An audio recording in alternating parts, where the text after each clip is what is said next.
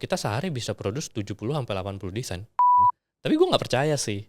Yang gue percaya adalah karyawan itu akan digantikan oleh another karyawan yang bisa pakai AI di field yang sama. Tadi lu butuh berapa? 15 menit lah. 15 menit satu konten nih? Enggak, 15 menit 15 konten.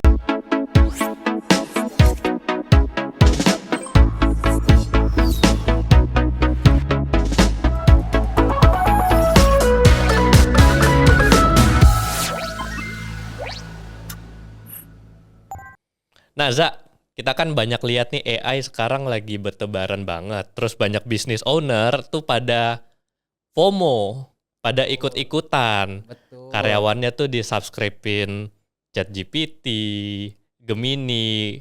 Nah, lu sendiri tuh ada pakai AI nggak sih buat bisnis lu? Kalau pertanyaannya pakai apa enggak? Pakai.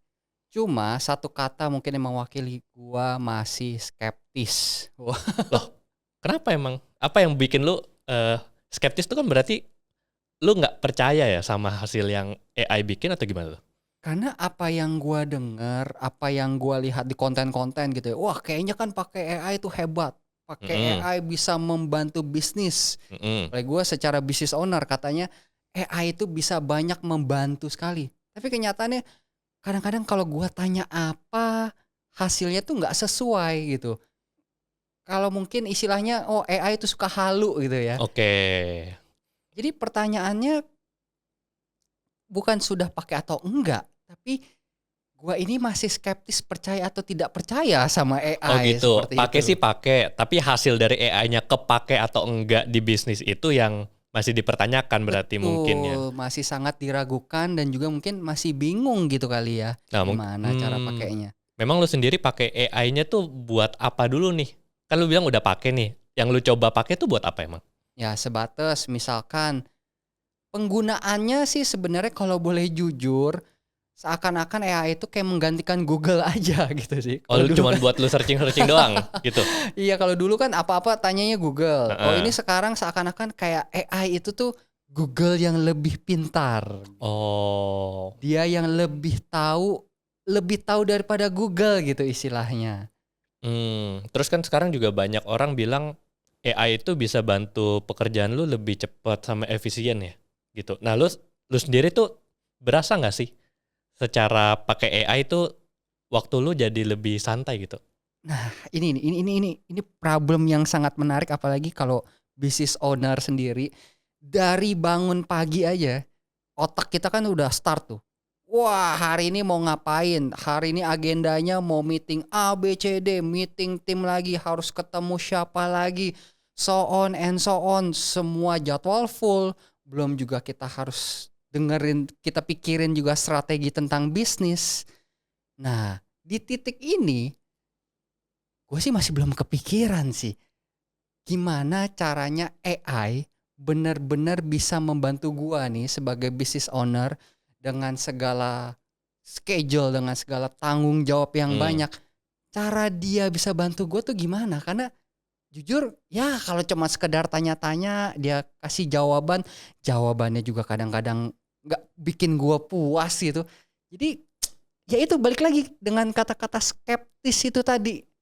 Oke, jadi sebenarnya mungkin pertanyaannya lebih ke arah lu masih belum tahu AI itu bisa bantu lu di bidang mananya mungkin ya? Betul, masih kebingungan caranya dia bisa bantu tuh seperti apa sih? AI ini sebenarnya kayak makhluk apa gitu ya. Oke. Jadi sebenarnya banyak orang yang salah pikir ya tentang AI ya. Banyak orang tuh mikir AI itu kayak dewa maha tahu gitu loh. Loh, tapi kan yang kita sering baca kan juga mungkin contoh gitu ya.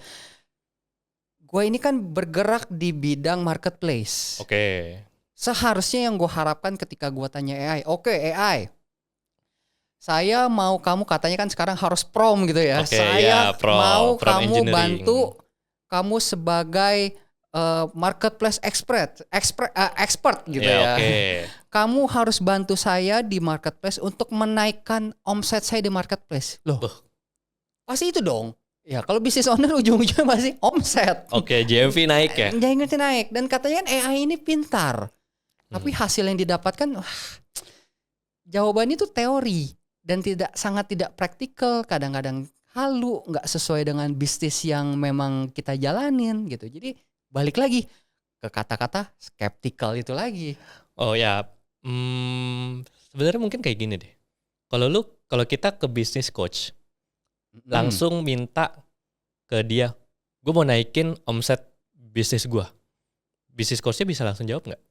That's the goal sih. Memang itu that's the goal. Tapi biasanya ya sepengalaman gua ya, dia akan menggali dulu pertanyaan-pertanyaan. Exactly kan. Berarti sebenarnya the issue adalah AI-nya itu sebenarnya butuh kenalan juga sama lu, sama bisnis lu. Kalau dia nggak kenal bisnis lu, ya jawabannya pasti jawaban-jawaban general, sama kayak bisnis coach yang mungkin juga kasih jawaban yang general. Oh, kita mesti bikin priority dulu, kita mesti bikin annual goals, milestone. Itu kan semua hal yang general, bukan hal yang kita pengen kan sebenarnya. Makanya kita harus memperkenalkan diri kita juga ke AI ini. Ini menarik nih, ini menarik. Ini yang belum pernah gue dengar. Jadi kita harus memperkenalkan diri kita atau bisnis kita dulu ke AI-nya gitu. Ya pasti dong, ya kecuali mungkin kalau bisnisnya Bro Aksa udah nyentuh billion dollar company yang informasinya udah ada di mana-mana. Tapi kalau kita kayak as a UMKM, website aja nggak ada, sosmed aja kadang nggak posting. How can they know about us without kita kasih tahu ke dia gitu? Oke, menarik ya. Ini jujur pertama kalinya juga gue dengar. Oke, berarti harus memperkenalkan diri. Practical things-nya gitu. Contoh, balik lagi misalkan tadi problemnya kita mau tentunya goalnya adalah menaikkan GMV di dalam marketplace. Oke. Tapi langkah pertama, kita harus memperkenalkan bisnis kita dulu ke itu caranya tuh gimana gitu, prosesnya gitu. Ya jadi mungkin kan seringkali contohnya ya, di marketplace itu kan mau naikin GMV. Tapi mungkin kita jangan fokus dulu ke menaikkan GMV. Lebih ke arah untuk menaikkan GMV itu ada beberapa faktor kan. Mungkin salah satunya adalah naikin penjualannya gitu di marketplace. GMV kan nggak talking about profit juga ya. Yang penting GMV-nya naik, omsetnya naik. Nah, omset naik tuh bisa naikin iklan, bisa naikin promotion, bisa nambah produk baru. Nah, kita coba pilih salah satu dulu nih.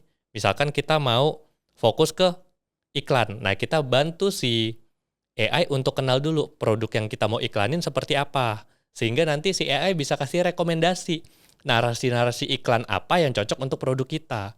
Tapi kalau kita cuma kasih tahu, lu kan di retail di jam tangan ya, bener ya? Betul. Nah, di jam tangan, kalau kita cuma kasih tahu, oh jam tangan gue jam tangan wanita, ya dia juga cuma akan pikir-pikir yang seputaran itu.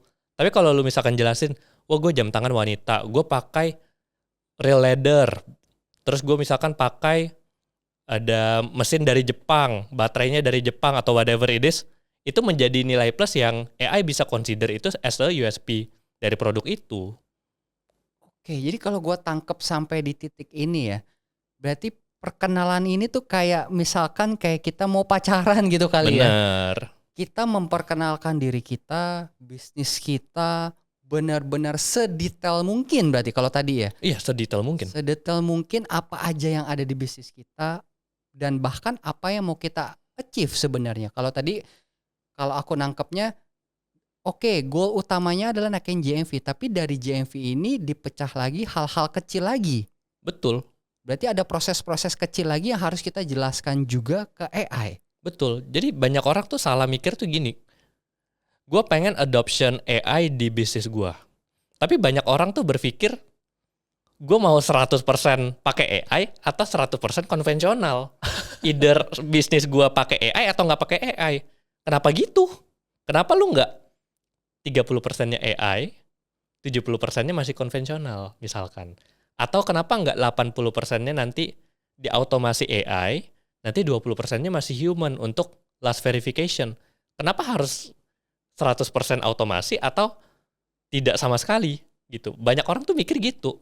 Wah, ini yang menarik nih. Karena ini kayaknya ada mindset yang salah di diri gua.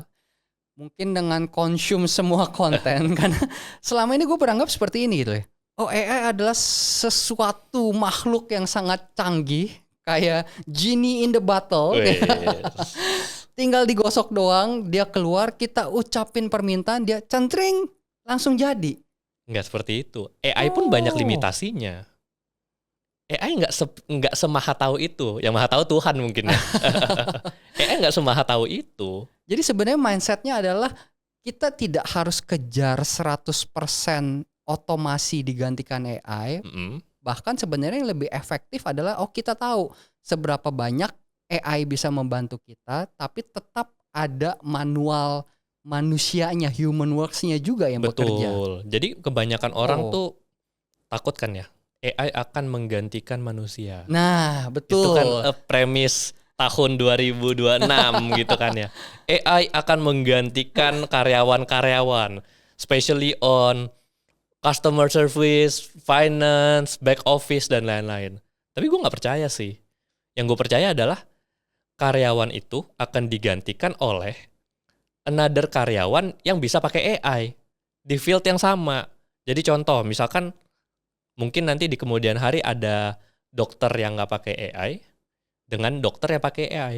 Pastinya dokter yang pakai AI itu akan jauh punya more advantage. Karena sekarang dari satu company kayak Anthropic aja, cloud, baru keluarin namanya Cloud Science. Sekarang Oke. si Cloud AI ini udah bisa mengakses kayak data-data pantogen. Wow. Jadi yang dianalisa tuh udah bukan sesuatu yang bentuknya angka-angka, data finance dan lain-lain, udah ke bakteri gitu loh. Udah unik sekali. Nah, makanya nanti mungkin dokter-dokter yang tidak pakai AI akan kalah nih analisanya dengan orang yang pakai AI, dokter yang pakai AI.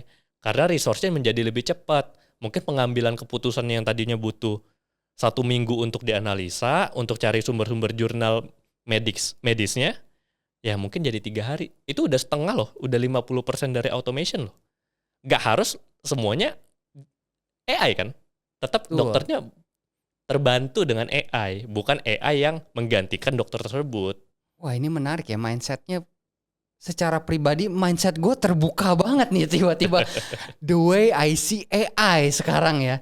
Jadi sebenarnya bukan sesuatu makhluk seperti genie in the bottle yang kita minta wish langsung dikabulkan. Ternyata masih banyak andil dari kita sendiri juga yang harus memperkenalkan diri kepada AI ini. Exactly. Dan AI ini akan membantu beberapa part proses bisnis kita. Yes. Betul. Nah, berarti yang jadi pertanyaan gini, tiba-tiba jadi terpikir gitu ya. Ini kan sesuatu yang ya namanya bisnis is very complex gitu ya. Betul. Bisnis yang besar, bisnis proses tuh akan ada banyak sekali di dalam satu perusahaan gitu. Gak usah ngomong perusahaan, bahkan dari sekecil UMKM. Dari sesimpel misalkan kita memenuhi pesanan aja, itu kan wah ada dari proses picking, dari proses chatnya, sampai dari proses pengiriman pesanan. Itu contoh misalkan kalau marketplace, belum lagi kalau kayak manajemen di dalam perusahaannya gitu. HR ya gitu ya. HR-nya yang paling banyak gitu ya, tentang payroll lah, tentang hitung izin lah. It's very complex dalam bisnis ya. Betul. So, jadi terpikir gitu ya, ini kan mindsetnya udah terbuka.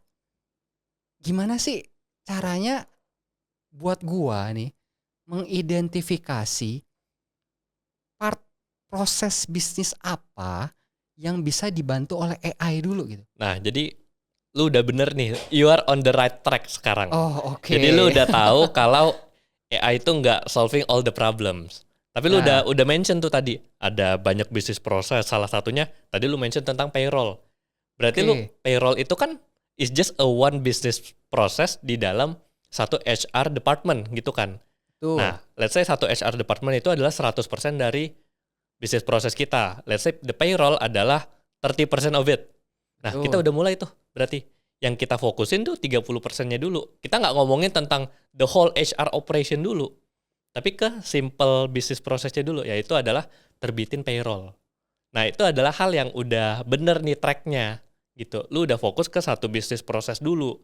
Dan gue yakin, lu bilang contohnya adalah payroll, lu pasti punya pengalaman. Nah, oke nih. Khusus nih di payroll itu. Kita coba nih misalnya kita bahas si payroll ini nih.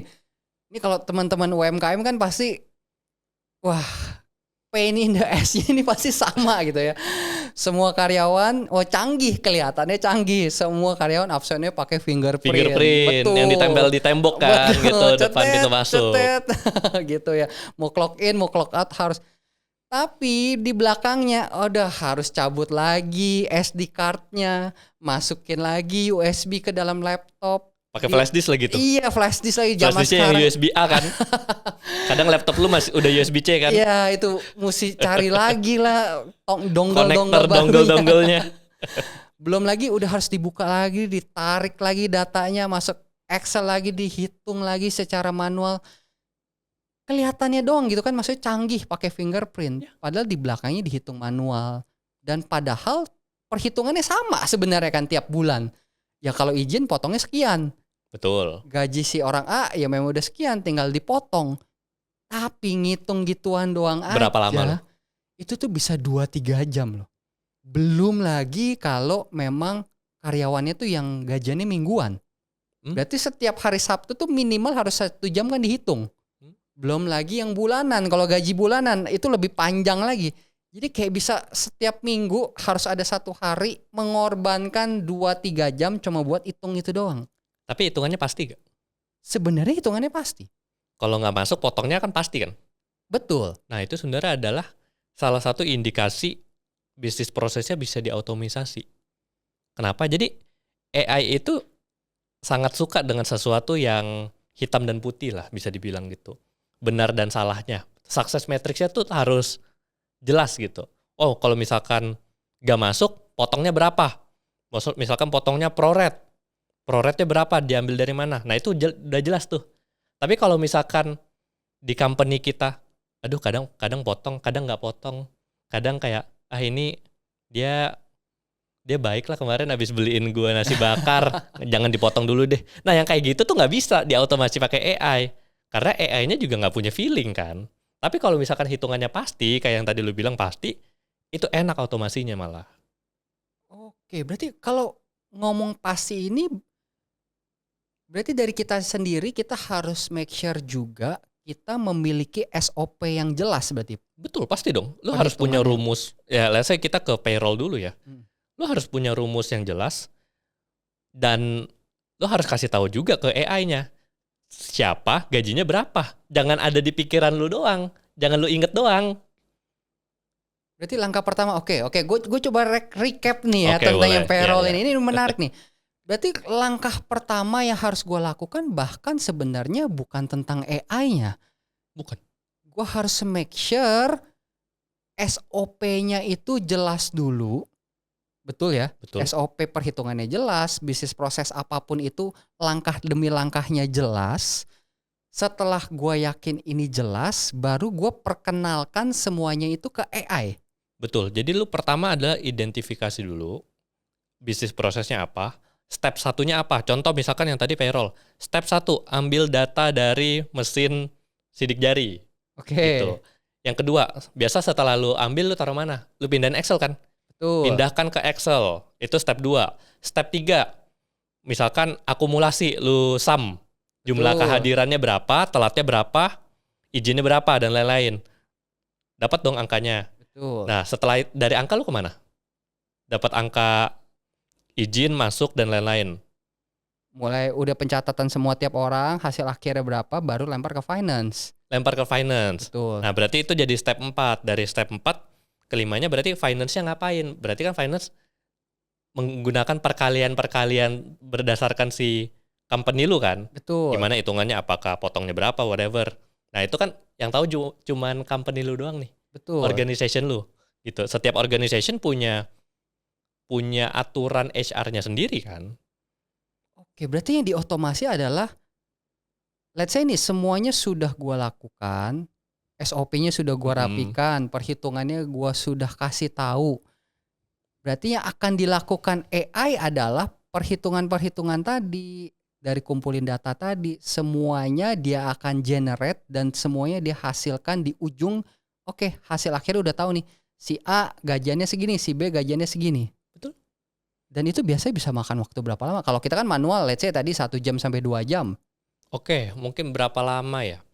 Jadi The whole process sebenarnya AI udah bisa kerjain. Kecuali ngambil micro SD dari mesin card readernya. Itu Oke. belum ada aja tuh.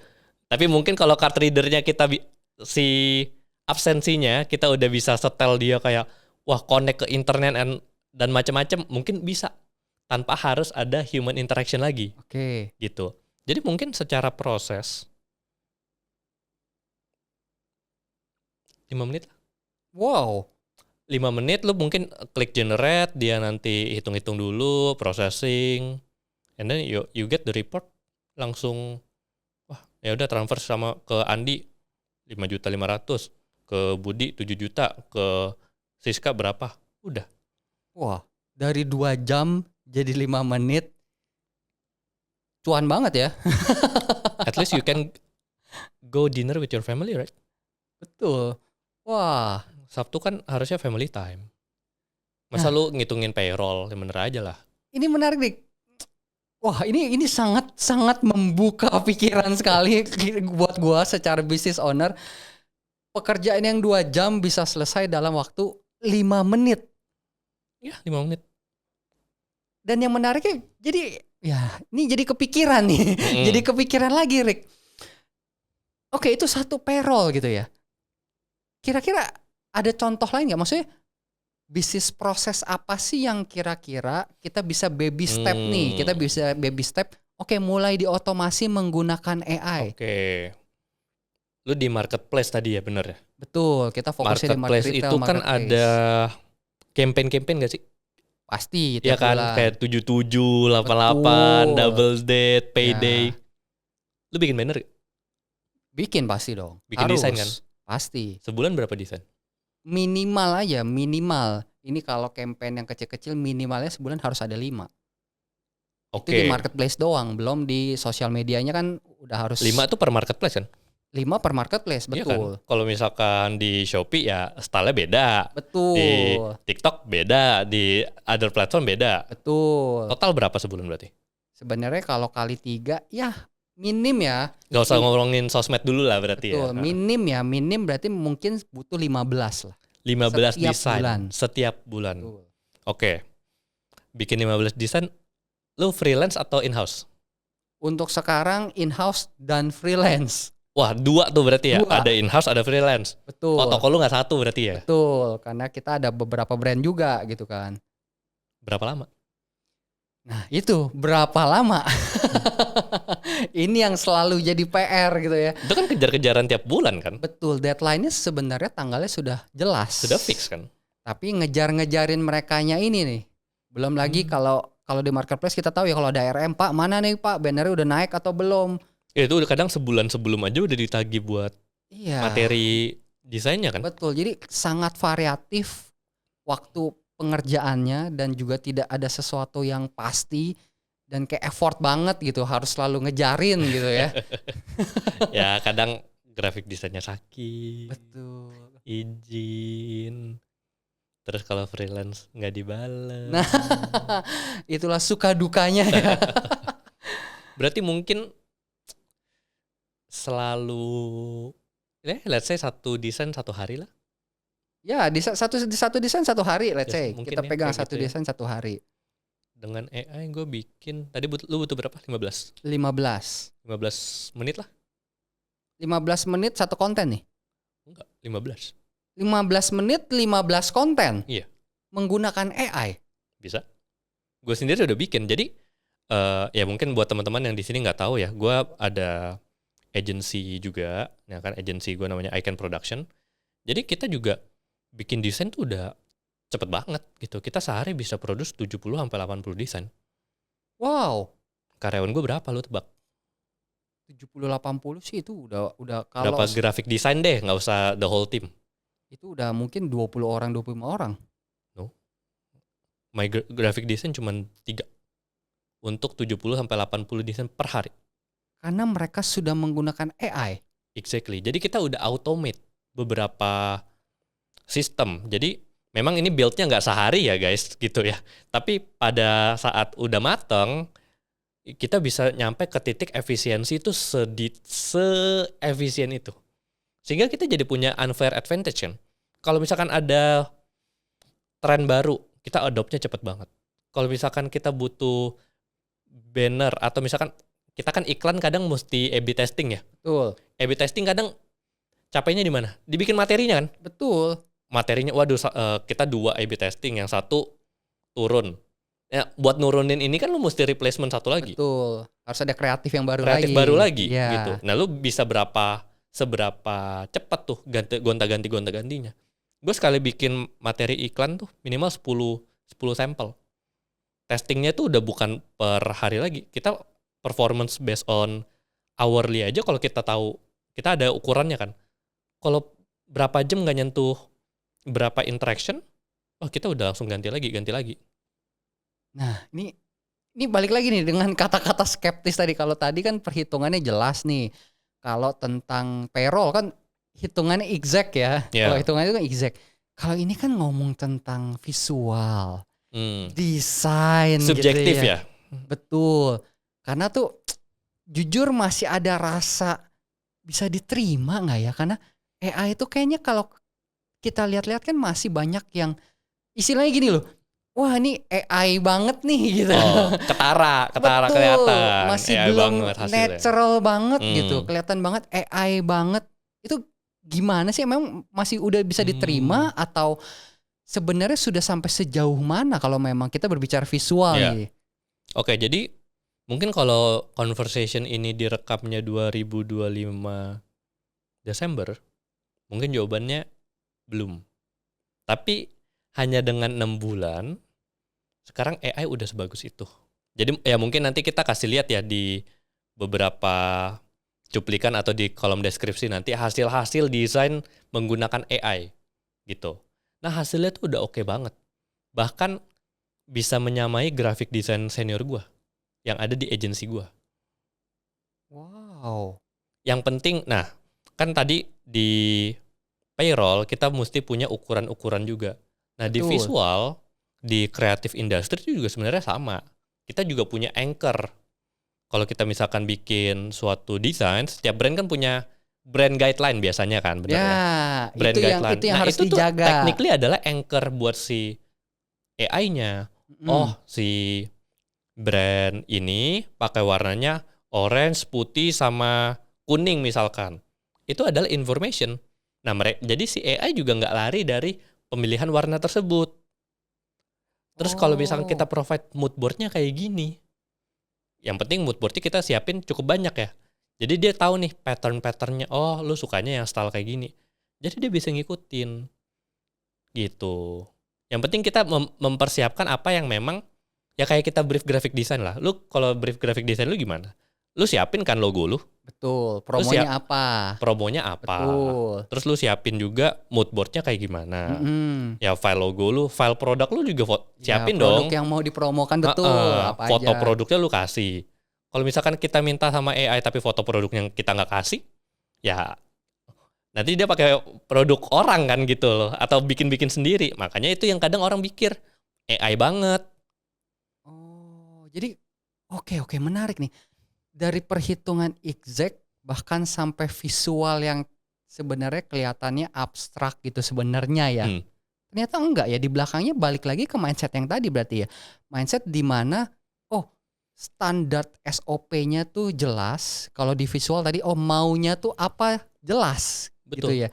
Dengan jelas, dan langkah keduanya kita perkenalkan dengan AI-nya. AI-nya sudah punya referensi yang banyak dan dia benar-benar akhirnya menghasilkan hasil yang kita mau.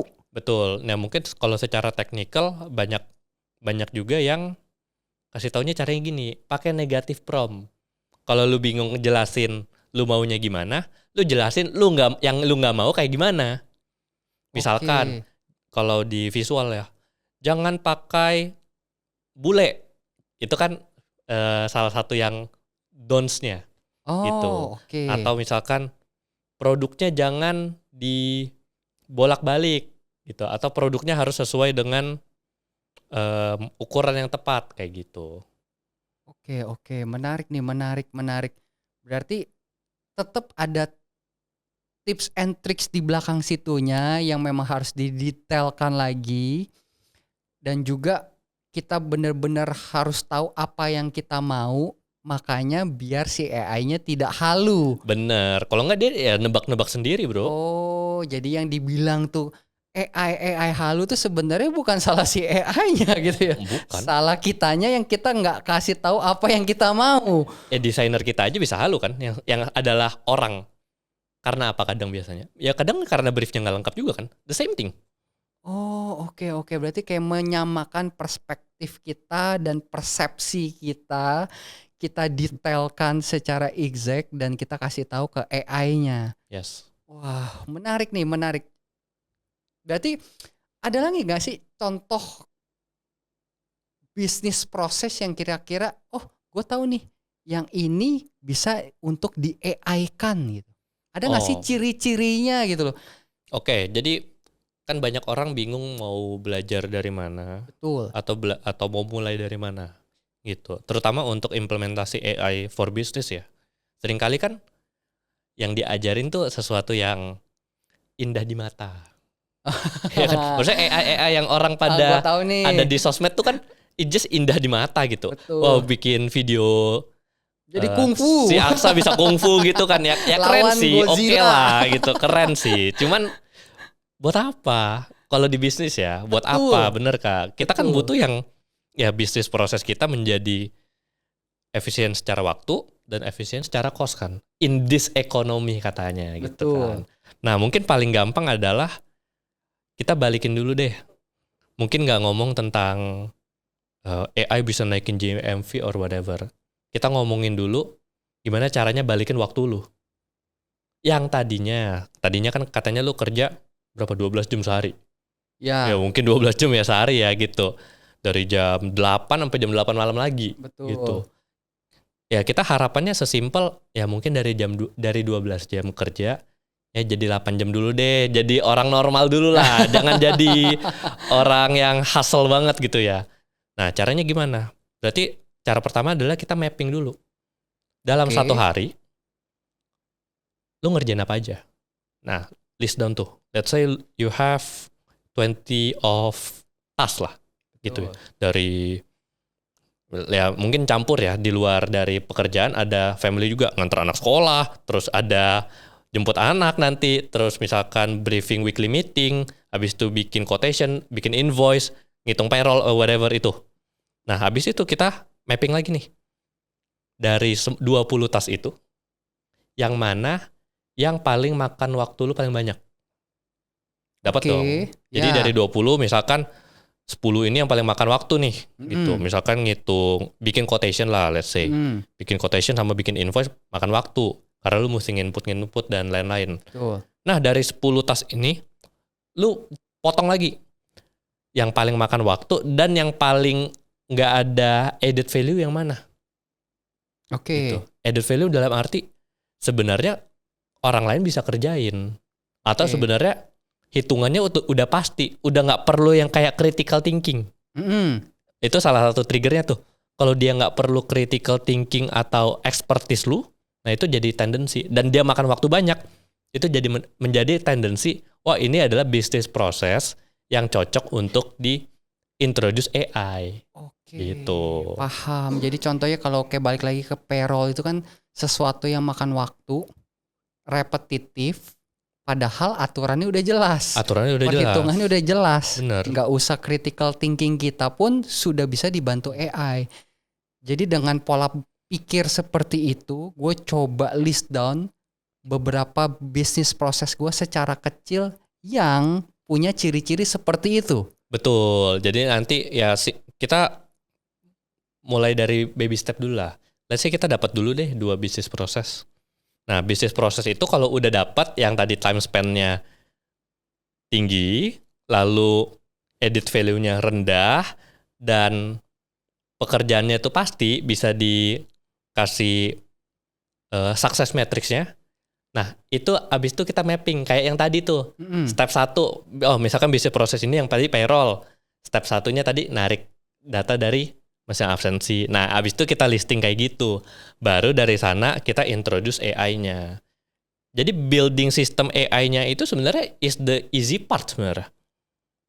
Oh. Tapi breakdown yang tadi itu yang kita mapping yang mana yang harus kita otomasi, terus bisnis prosesnya 1, 2, 3, 4 untuk jadi satu SOP. Itu yang capek sebenarnya di situ. Jadi 80%-nya mungkin di situ. Ngebangun AI automation-nya tuh cepet, bro. Jadi balik lagi sebenarnya kayak back to the basic. Kita audit lagi beberapa bisnis proses kita juga sebenarnya. Bener. Yang selama ini berjalan tuh udah efektif belum sih? Atau sudah jelas atau belum sih? Karena kalau belum jelas pun percuma kita lempar ke AI akan jadi halu. Jadi kita go back to basic dulu, kita make sure SOP kita jelas, goal kita jelas, KPI kita jelas. Betul, KPI itu bener. Prosesnya gimana juga dengan jelas langkah per langkah, baru kita lempar ke AI. Wow, ini Nah, gue sesuatu ada tambahan yang juga menarik. nih. Jadi yang talking about KPI ya tadi ya. Nah, seringkali tuh banyak orang ngerasa AI-nya nggak pinter-pinter. Atau jawabannya nggak sesuai-sesuai. Nah, lu udah mendefinisikan sesuainya lu belum? Lu udah mendefinisikan bagus lu belum? Seringkali nih lu misalkan minta bikin apa ya, contoh quotation lah gitu. You give the details dan segala macam. Muncul hasilnya. Banyakan orang ngomongnya gini, nggak bagus, revisi. Nggak bagusnya di mana gitu loh. Karyawan lu aja bingung kan, nggak bagusnya di mana pak? Yang mana yang direvisi? Revisinya nggak actionable. Oke. Jadi sebenarnya kalau kayak contoh quotation tadi sebenarnya harganya mungkin kita harus lebih detail. Harga part A ini harusnya bisa dijual lebih mahal. Betul. Harga part C ini harusnya kita bisa murahkan berapa persen. Berarti kita bermain dengan clarity dari apa yang kita mau. Clarity itu. Jadi ya kita harus, jadi dengan gue belajar AI juga ya, gue jadi belajar tentang effective communication ceritanya nih. Gitu. Seringkali kan kita nggak, mungkin sering pakai WhatsApp ya, jadinya kita ngetik tuh kan singkat-singkat. Nggak effective communication biasanya gitu loh. Nah sedangkan AI itu paling suka dengan konteks gitu. Misalkan lu bilang, oh gue nggak suka nih sama quotation-nya, gue pengen quotation-nya itu terasanya profesional. Jadi nanti di kop suratnya itu bakal ada logo kita, terus nanti juga harus cantumin alamat kita, karena alamat kita ada beberapa nih, kalau orang lihat alamat kantor kita ada beberapa, kredibilitas kita bisa naik. Nah, that kind of context dan intention akan membantu AI itu memahami, oh lu tuh mau ngelakuin ini karena apa. Jadi you give reason juga why you want to make this gitu. Seringkali kan kita nyuruh dong bikin quotation dengan spek gini. Ya udah dia kerjain kayak gitu aja. Tapi kalau misalkan kita bikin, gue mau bikin quotation dengan spek seperti ini. Karena gue berpikir kalau gue misalkan tulis seperti ini, hasilnya akan membuat kredibilitas gue naik. Misalkan itu. Si AI jadi mikir, oh goals lu adalah kredibilitas lu naik. Cara lu seperti ini. Tapi menurut si AI juga bisa mikir, kayaknya ada better option deh dari yang lu kasih. Dia bisa suggest jadinya. Karena dia udah tahu intensi lu. Instead of lu nyuruh, lu juga kasih tahu intensi lu. Jadi dia bisa bantu lu brainstorming juga.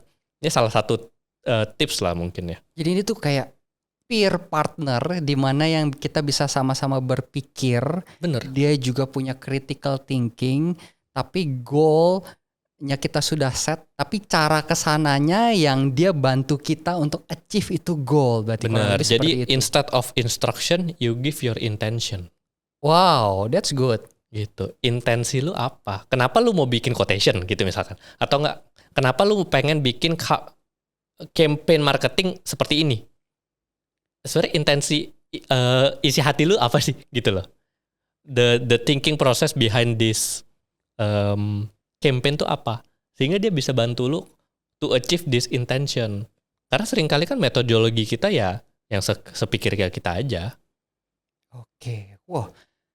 Bener-bener pembicaraan hari ini membuka mata gue banget sebagai brand owner, sebagai business owner yang selama ini balik lagi dari tadi mungkin banyak kata-kata skeptis ya. Skeptis dengan AI. Menarik. Padahal bisnis kita berdua berbeda, tetapi dengan mindset yang sama gitu ya. Kalau gue boleh rekap dari awal, ternyata bukan salah AI-nya gitu ya. Hmm. Ternyata salah manusianya. Kita ngelihat AI ke yang tadi ya, ekstremis kiri dan kanan. Oh, AI-nya halu banget nih. Kayaknya nggak canggih-canggih banget. Atau enggak AI-nya, oh harusnya AI-nya kan kayak genie in a bottle nih. Gue mau apa catrek harus langsung kejadian. Ternyata harus kita yang ngerti dulu tentang teknologinya. Kita Betul. ngerti cara bekerja sama dengan si AI-nya. Betul. Dengan kita kita rapihin dulu SOP bisnis kita rapihin dulu bisnis proses kita dengan jelas, kita belajar juga mengkomunikasikan dengan jelas apa intensi kita gitu ya. Dan dari situ mulai kita identifikasi juga beberapa bisnis proses yang mulai makan waktu, ngabisin waktu, padahal ya hitungannya sama-sama aja terus. Intinya gitu. task yang lu paling benci lah sehari-hari lu apa tuh? Ya repeated pekerjaan yang sebenarnya ya bisa dilakukan oleh orang lain, padahal angkanya sama, tapi kadang-kadang kalau ngandelin manusia juga kadang-kadang suka ada human errornya, tapi ini bisa ngandelin AI gitu ya. Wah, this is something good, Rick. This is something yang open my mind. Begitu luar biasa pembicaraan hari ini. Jadi PR-nya mungkin dari tadi ngobrol gue udah mulai berpikir nih, aduh apa ya nextnya yang bakal bisa gue rubah nih. Ya jadi PR-nya mungkin buat teman-teman juga yang nonton, nanti coba deh kita kesampingkan dulu mau pakai AI yang mana, Gemini lah, GPT lah, or whatever itu, coba itu kesampingkan dulu. Tapi kita identifikasi dulu yang mau kita introduce AI yang mana gitu, berdasarkan tadi kriteria-kriteria yang kita udah bahas ya, yang time span-nya, bisnis proses dan lain-lain. Nah, baru dari situ nanti kita akan bahas tentang teknikalnya. Nah, gimana caranya? Gue udah punya SOP nih, Rick. SOP ini mau diautomasi dengan AI. Nah, itu baru nanti kita bahas bareng-bareng. Itu aja sih. Paling gitu aja ya. Oke. Jadi buat teman-teman yang penasaran atau bingung mau ada diskusi-diskusi atau ada topik yang pengen dibahas bareng-bareng sama kita, boleh tulis di komen, nanti kita mungkin bisa bahas di next episode. Oke, thank you semua, bye-bye.